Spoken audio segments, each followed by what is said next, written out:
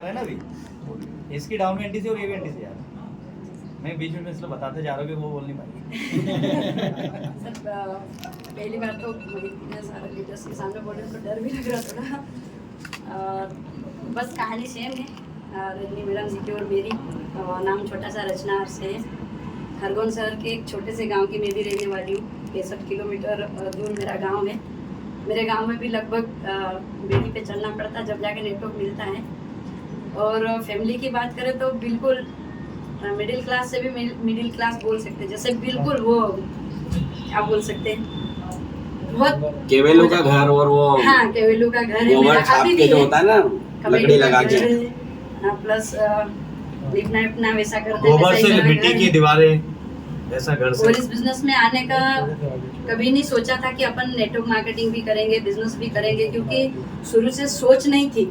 सोच तो क्या थी, 100 रुपए कमाने की सोच थी। फैमिली में अगर कुछ प्रॉब्लम हो जाए तो मेरे घर में 500 रुपए नहीं मिलते थे उस समय पे। और सेकंड ईयर चल रहा था खरगोन में, 2 साल हुए थे मुझे आए हुए। उससे पहले मैं झिरनिया पढ़ाई कर रही थी और जो गोगामा स्कूल जो मैडम जी बोल रहे हैं वहीं पे मैं भी पढ़ाने जाती थी। मेरा 11वीं नहीं हुआ था, उससे पहले मैं एक दीदी की मार्केट के ऊपर मैं पढ़ाती थी, क्योंकि खर्चा मेंटेन करने के लिए। और मुझे मेरी सोच गरीब फैमिली में हूँ लेकिन मेरी सोच शुरू से ही बड़ी है।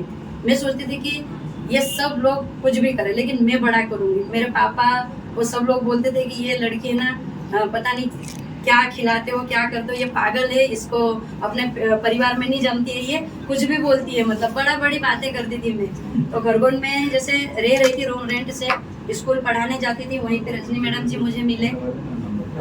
तो ये बिजनेस के बारे में बताएं तो मैंने सोचा कि यार देखें एक बार देखते हैं। तो GTS अटेंड करा मैंने, तो वहाँ पर मैंने संतोषी पाटिल मैडम जी को सुना था। सब बोल रहे थे, कुछ समझ में नहीं आ रहा था, लेकिन वहाँ मैडम जी ने बोला कि लाइफ में ऐसा हो गया और आज मैं बिजनेस कर रही हूँ और आज मैं यहाँ पर हूँ। तो मैंने मैडम जी को एक ही बार बोला कि मुझे ये बिजनेस करना है। तो मैडम जी ने एक ही बार बोला ला पैसे दे। तो मैंने बोला मैडम जी आप भी तो जानते हो 3000 मिलते, पैसे कहाँ से लाऊं। तो मैडम जी बोले बिजनेस करना है तो पैसे तो देने पड़ेंगे, खरीदी करनी पड़ेगी। तो मैंने फिर जैसे मेरे रूम पे गई, वहाँ पर मेरे बहुत सारे फ्रेंड्स थे, लड़कियाँ थी, उनको मैंने इकट्ठा किया और उनको बोला आप मुझे 500 दे दो, आप मुझे 200 दे दो, आप मुझे 1000 रुपये दे दो, मुझे वो काम करना है, मेरे को समझ में आएगा। और जैसे मैं बड़ी बड़ी जो बातें तो मुझे बोलते ना पागल, तो अब मेरा सपना पूरा करने का समय आ गया। तो वो मेरे को हंसने लग गए और सबकी सब इकट्ठे होकर बोलने लगे अच्छी भली नौकरी कर रही है वो कर, और नहीं तो घर वाले को पता चल जाएगा, घर वालों को तो वो ले जाएंगे। तो फिर मैंने बोला नहीं मुझे करना ही है। तो एक मेरी फ्रेंड जो अंकल की लड़की लगती, उसको मेरे चेहरे को देख के कि पता नहीं कैसे समझ में उसको आ गया, तो उसने बोला देख तू करेगी।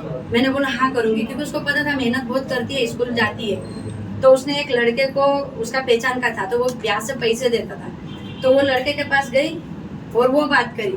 तो मैंने वो बोले कितने, वो मैडम जी ने बोला था 10,000। मैंने बोला मेरे को 30,000 चाहिए। और 30,000 मेरे घर में भी नहीं मैंने देखे थे अभी तक। 30,000 मेरे घर में भी नहीं देखे इकट्ठे, और मुझे भी नहीं पता कि 30,000 कितने होंगे।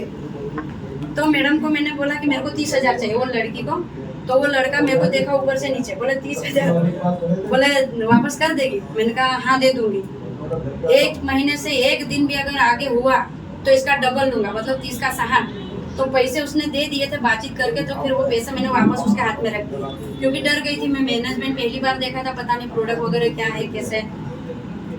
फिर मैंने सोचा नहीं रचना तू जो बड़ी बड़ी बातें करती ना, वो आया है तेरे पास मौका, इसको देखो करना है। पैसे लिए मैंने बोला दिया तेरे को, डबल नहीं 3 गुना दूंगी, ऐसा मैंने एक्साइटेड होकर उसको बोल दिया।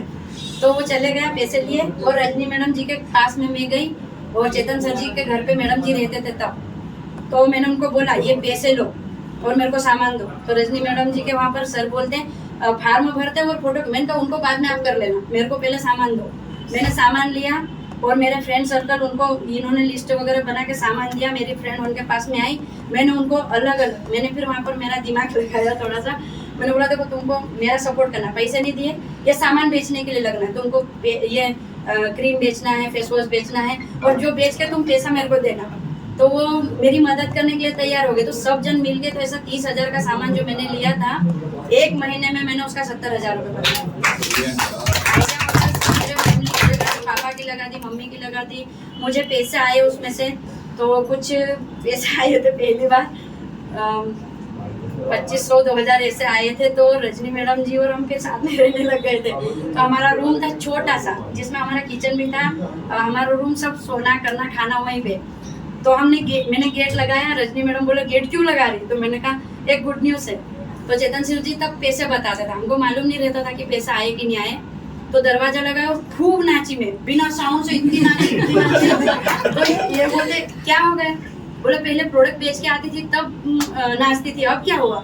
मैंने कहा पता है चेतन सर जी बोल रहे कि माई लाइफ से पैसा आए हैं, अब 25 आए अपन मैं धूम मचा दूंगी। मतलब मैं इनको बोलती थी, मेरे अपलाइन को मोटिवेट कर, अब मैं धूम मचा दूंगी। तो ऐसे करते करते मैं ईगल बनी, टाइगर बनी, मैं TC 2 ID के ऊपर बनी। मैडम जी जो बोलते गए, आज तक मेरा कॉल सर जी को भी नहीं जाता, किसी को नहीं जाता।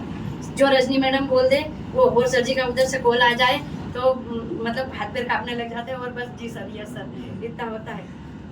तो करते गए, ईगल टाइगर TC 2 ID पे बनी, ATC 2 ID के ऊपर बनी, फिर मैं DTC बनी, ZTC बनी। और ZTC जब मैं बनी तब मेरा जो सपना मैं पहले देखती थी, जो मुझे पागल बोलते थे मेरे फैमिली वाले, क्योंकि मैं बाइक की नहीं बात करती थी, स्कूटी की नहीं बात करती थी, मैं साइकिल की भी नहीं, मैं पल्सर लूंगी बोलती थी। और वो पल्सर कैसी आती मुझे नहीं मालूम था, और चलाते कैसे वो भी नहीं मालूम था। लेकिन मैंने फिर वहाँ जोनल टीम कोऑर्डिनेटर जब बनी तो मैडम जी को मैंने बोला अब मेरा सपना पूरा होने जा रहा है, मेरे को अब पल्सर चाहिए। तो गए शोरूम पे, तो चेतन सर जी मुझे वो कौन सी गाड़ी आती प्लेटिना दिखा रहे थे, तो मैंने उसके तरफ देखा भी नहीं, पल्सर के ऊपर ले जाके हाथ रख दिया। मैंने डायरेक्टली उसके ऊपर हाथ रखा और मैंने ये चाहिए। तो वो शोरूम वाले बोलते कौन चलाएगा इसको? मैंने बोला मैं चलाऊंगा।